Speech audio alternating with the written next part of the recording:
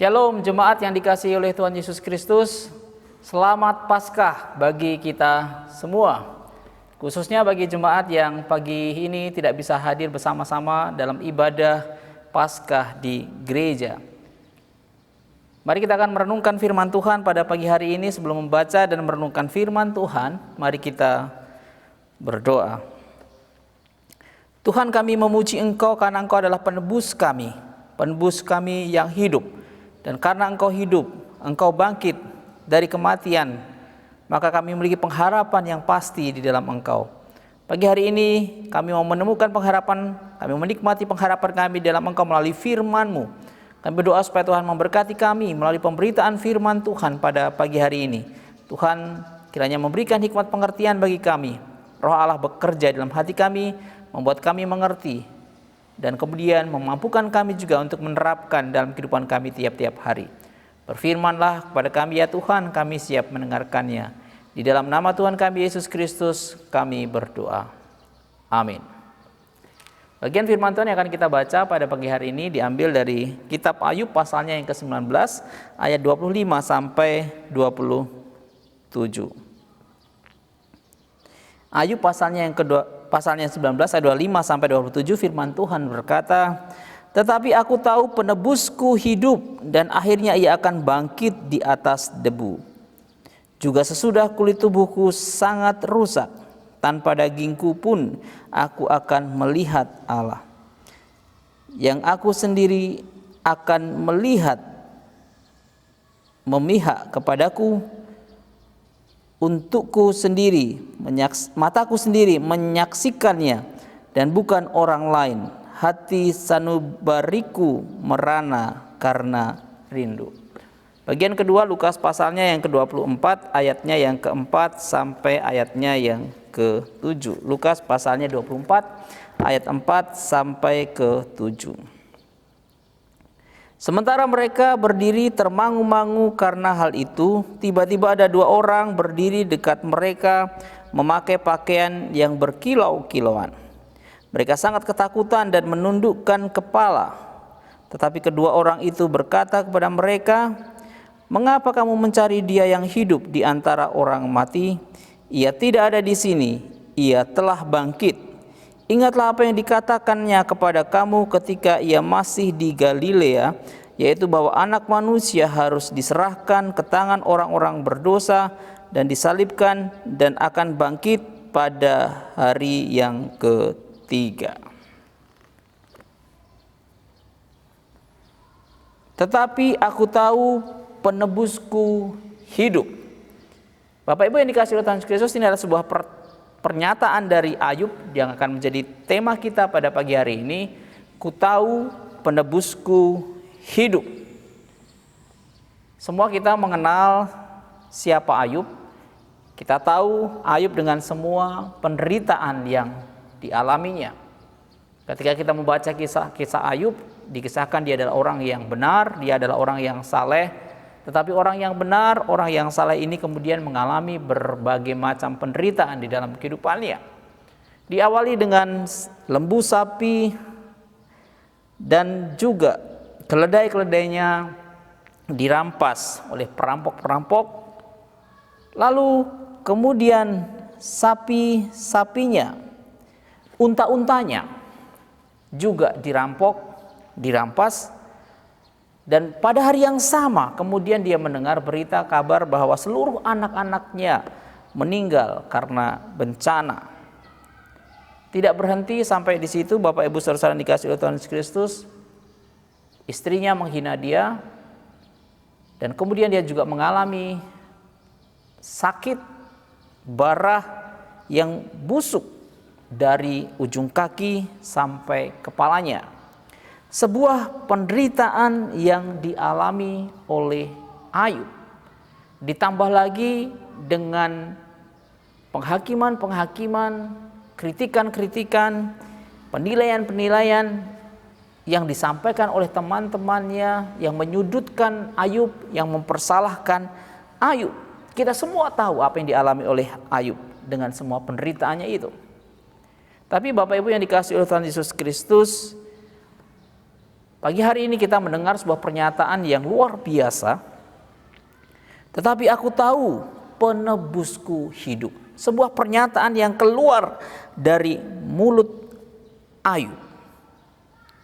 Dan apa yang dikatakan oleh Ayub ini adalah sebuah pernyataan iman di balik penderitaan yang dia alami. Sebuah kebenaran, sebuah pernyataan iman yang berbanding terbalik, yang bertolak belakang dengan kondisi penderitaan yang dia alami. Tetapi aku tahu penebusku hidup. Di dalam kegelapan hidupnya, di dalam krisis hidupnya, di dalam penderitaan hidupnya, justru teriakan kemenangan, sorakan kemenangan yang diungkapkan oleh Ayub pada waktu itu. Tetapi aku tahu penebusku hidup.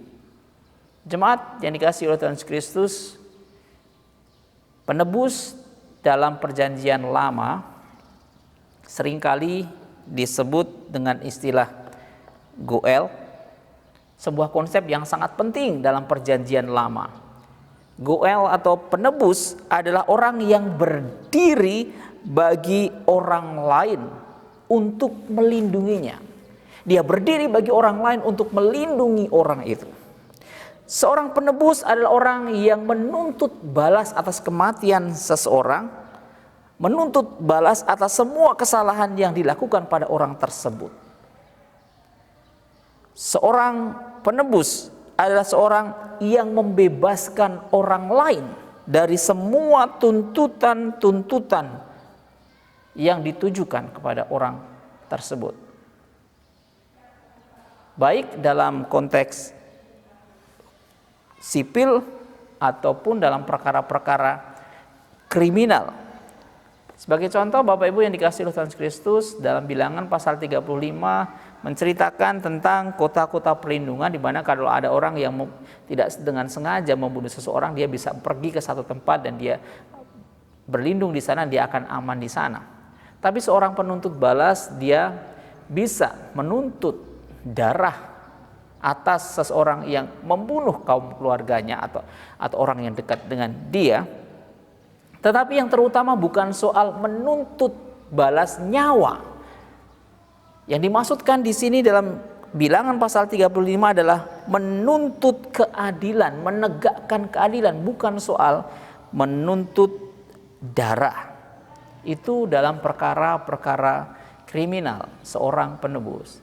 Dalam perkara-perkara sipil misalnya seseorang yang sebuah keluarga yang kehilangan hak atas tanah yang diwariskan oleh kaum keluarganya karena tidak memiliki sama sekali anak laki-laki, biasanya istrinya akan menjual kepada orang lain dan kemudian seorang penebus yang berasal dari kaum keluarga suaminya, suami dari istri yang menjual tanah itu, bisa mengambil kembali, membeli kembali atau menebus tanah tersebut menjadi milik kembali kaum keluarga sang laki-laki. Itu seorang penebus, memulihkan kembali warisan yang terjual, mengambil kembali, menebus kembali warisan tanah yang terjual dari kaum keluarganya. Bapak Ibu yang dikasihi oleh Tuhan Yesus Kristus, itu adalah konsep penebus dalam perjanjian lama. Tetapi ketika Ayub berkata, aku tahu penebusku hidup, dia bukan menunjuk pada seseorang. Dia bukan menunjuk kepada manusia. Tetapi ini adalah ungkapan pernyataan iman yang menunjuk kepada pribadi Allah yang dia gambarkan, dia nyatakan seperti atau sebagai seorang penebus. Ketika Ayub menyatakannya ini bukan soal kriminal. Ini bukan berhubungan dengan perkara kriminal. Ini bukan berhubungan dengan perkara-perkara sipil dalam perjanjian lama. Tetapi ketika Ayub mengungkapkan penebusku hidup, dia berbicara tentang perkara-perkara rohani. Tetapi aku tahu penebusku hidup. Aku tahu penebusku hidup. Ayub sedang menegaskan sebuah pernyataan yang pasti. Ini adalah sebuah kepastian dalam diri Ayub, bukan sekedar dugaan, atau dinyatakan dalam keraguan, tetapi dia tahu pasti. Tetapi aku tahu, ini sebuah kepastian yang ada di dalam diri Ayub tentang siapa Tuhan itu baginya. Dia berkata, aku tahu penebusku hidup. Dia tahu pasti ia memiliki seorang penebus, mempunyai hubungan yang pasti dengan penebus itu. Dia punya penebus yang akan menyelamatkan dia, yang akan membebaskan dia, yang akan melepaskan dia dari krisis, yang akan melepaskan dia dari penderitaan, yang akan menolong dia, membela dia terhadap semua perlawanan yang ditujukan terhadapnya. Dan dia itulah Allah sendiri. Ayub memandang pribadi Allah sebagai keluarga yang terdekat, seperti keluarga yang paling dekat. Dan dia berkata, aku punya penebus, aku tahu penebusku hidup. Bapak Ibu yang dikasihi oleh Tuhan Yesus Kristus, Ayub bukan hanya sekedar mengatakan dia punya seorang penebus, tapi dia berkata penebusku hidup. Karena penebusnya hidup, karena penebusnya ada, dan bukan hanya ada, tetapi penebusnya itu hidup, maka penebus itu juga yang akan memberikan kehidupan. Penebus itu juga yang akan memberikan kemenangan bagi Ayub. Bapak Ibu saudara dikasihi oleh Tuhan Yesus Kristus, pernyataan Ayub, tetapi aku tahu penebusku hidup, juga nampak ditegaskan sekali lagi dalam ayatnya yang ke-26 dan 27. Juga sesudah kulit tubuhku rusak, tanpa dagingku pun aku akan melihat Allah, yang aku sendiri akan memihak kepadaku. Dia memiliki kepastian bahwa Allah akan memihak kepadanya. Mataku sendiri akan menyaksikannya dan bukan orang lain. Bapak Ibu yang dikasihi oleh Tuhan Yesus Kristus, pernyataan Ayub adalah sebuah ketegasan, bukan sebuah keraguan. Pernyataan Ayub ini menjadi sebuah nubuatan tentang pribadi Yesus Kristus dan karya Kristus sebagai penebus. Meskipun Ayub sendiri tidak menyadarinya ketika dia berkata, tetapi aku tahu penebusku hidup. Kalau kita melihat pernyataan-pernyataan bahasa-bahasa puisi yang dinyatakan di dalam ayatnya yang ke-6, ayat 8, 9, ayat ke-10, ayatnya yang ke-13, 14, 19, dan 20, yang menggambarkan tentang penderitaan Kristus dalam melakukan karya penebusan bagi umat manusia. Apa yang dialami oleh Ayub menggambarkan apa yang dialami oleh Yesus Kristus ketika dia melakukan karya penebusan dengan melalui kematiannya di atas kayu salib. Itulah seorang penebus. Tindakan seorang penebus, tindakan penebusan yang dilakukan oleh Yesus Kristus. Rasul Petrus memberikan penegasan tentang karya penebusan yang dilakukan oleh Yesus Kristus ketika dia mengungkapkan dalam kitab 1 Petrus pasalnya yang pertama ayatnya yang ke-18. Sebab kamu tahu bahwa kamu telah ditebus dari cara hidupmu yang sia-sia yang kamu warisi dari nenek moyangmu itu, bukan dengan barang yang fana, bukan pula dengan perak atau emas, melainkan dengan darah yang mahal, yaitu darah Kristus, yang sama seperti darah anak domba yang tak bernoda dan tak bercacat. Di dalam pasalnya yang kedua ayat 24, ia memikul dosa, ia sendiri telah memikul dosa kita dalam tubuhnya di atas kayu salib, supaya kita yang telah mati terhadap dosa hidup untuk kebenaran. Kristus melakukan karya penebusan yang memungkinkan manusia beroleh keselamatan, memperoleh kehidupan di dalam Tuhan Yesus Kristus. Bapak Ibu yang dikasihi oleh Tuhan Yesus Kristus, penebus itu tidak mati. Tetapi penebus itu, Kristus, hidup. Seperti yang kita baca dalam Lukas pasalnya yang ke-24 tadi, yang mengisahkan tentang para perempuan yang datang ke kubur Yesus pada waktu subuh-subuh, dan mereka bermaksud untuk memberikan rempah-rempah pada mayat Yesus yang terbaring dalam kuburannya. Tetapi ketika mereka sampai di sana, mereka tidak menjumpai Yesus, tapi justru mereka berjumpa dengan malaikat yang berkata kepada mereka dan mengajukan pertanyaan kepada mereka. Mengapa kamu mencari Dia yang hidup di antara orang mati?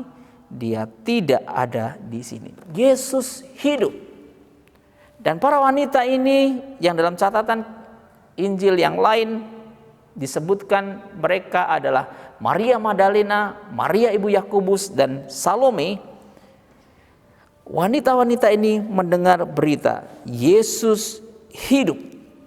Dia telah bangkit dari kematiannya. Tepat seperti apa yang dikatakan oleh Ayub. Tetapi aku tahu penebusku hidup. Yesus bangkit, sang penebus itu hidup. Karena Dia hidup, karena Dia bangkit. Kita bukan hanya memiliki pengharapan, tetapi kita tahu pasti bahwa pengharapan kita di dalam Tuhan Yesus Kristus tidak akan sia-sia. Kita tahu pasti bahwa iman percaya kita kepada Tuhan Yesus sebagai Tuhan dan Juru Selamat kita tidak akan pernah sia-sia. Rasul Paulus mengungkapkan dengan begitu tegas dalam 1 Korintus pasalnya yang ke-15. Iman kita tidak akan sia-sia karena Kristus bangkit. Pengharapan kita tidak akan sia-sia karena Kristus bangkit. Demikian juga dengan kita, Bapak Ibu Saudara-saudara yang dikasihi Tuhan Yesus Kristus. Iman kita, pengharapan kita tidak akan sia-sia karena kita tahu pasti penebus kita hidup. Yesus Kristus hidup. Seperti nyanyian yang seringkali dinyanyikan pada saat ibadah atau pada saat perayaan Paskah. Sebab Dia hidup. Ada hari Yesus, anak Allah Yesus namanya, Dia hidup. Kita memiliki hari esok. Apa hubungannya Goel dalam perjanjian lama dengan pribadi Yesus? Bapak Ibu yang dikasihi oleh Tuhan Yesus Kristus, Yesus sang penebus itu membebaskan kita dari kesalahan-kesalahan kita. Yesus sang penebus itu membebaskan kita dari dosa-dosa kita. Kebangkitannya, Dia hidup, Dia mengalahkan kuasa dosa, Dia mengalahkan kuasa kematian. Upah dosa adalah maut, tetapi Dia hidup mengalahkan kuasa dosa.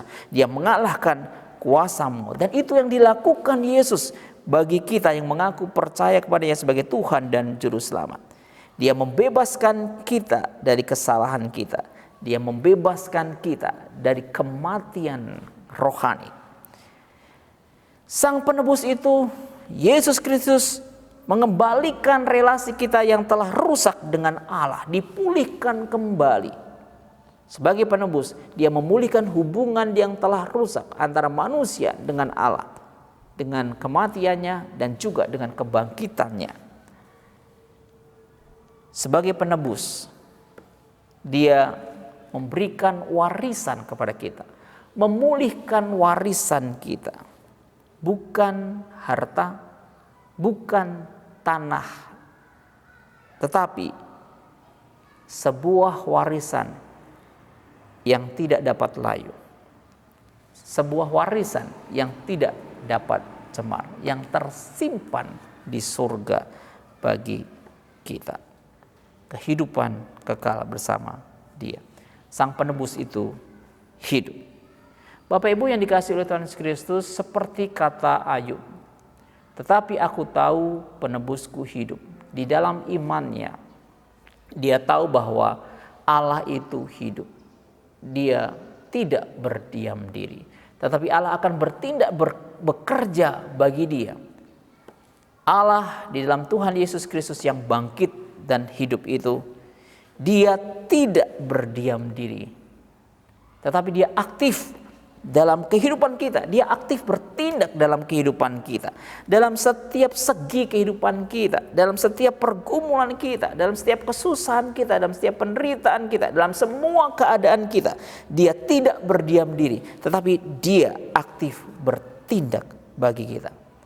Bahkan Bapak Ibu yang dikasihi oleh Tuhan Yesus Kristus, di saat-saat kita merasa bahwa dia tidak bekerja dalam kehidupan kita, di saat kita merasa sepertinya dia tidak peduli terhadap kita, di saat-saat kita merasa Allah tidak mau tahu dengan urusan kita, justru di saat itulah tangan Tuhan yang tidak kelihatan, invisible hand, tangan Tuhan yang tidak kelihatan itu bekerja bagi kita, bertindak bagi kita. Bapak Ibu yang dikasihi oleh Tuhan Yesus Kristus, maka pada masa Paskah ini, dalam hari Paskah ini, mari kita belajar bersama-sama dari ungkapan yang dinyatakan oleh Ayub, tetapi aku tahu penebusku hidup. Mari kita juga menyatakan iman kita, percaya kita tahu pasti bahwa kita memiliki penebus yang hidup. Yesus bangkit dari kematiannya, Yesus bangkit bagi kita. Kita punya pengharapan, kita punya iman yang pasti, kita punya kepastian di dalam Yesus Kristus. Tapi aku tahu penebusku hidup, dia akan bertindak, dia akan bekerja bagi kita. Biarlah ini bukan hanya sekedar pernyataan-pernyataan kosong belaka, iman yang kosong belaka, tapi sungguh-sungguh menjadi sebuah pernyataan iman kita, sebuah kepastian, bukan keraguan, tapi sebuah kepastian dalam kehidupan kita. Kiranya Tuhan sendiri akan menolong kita, memberkati kita pada hari Paskah ini dengan menyatakan iman kita bersama. Aku tahu pasti penebusku hidup. Amin. Mari kita berdoa. Tuhan, kami berterima kasih pagi hari ini kami bersama-sama mendengar firman Tuhan. Kami tahu pasti bahwa penebus kami hidup.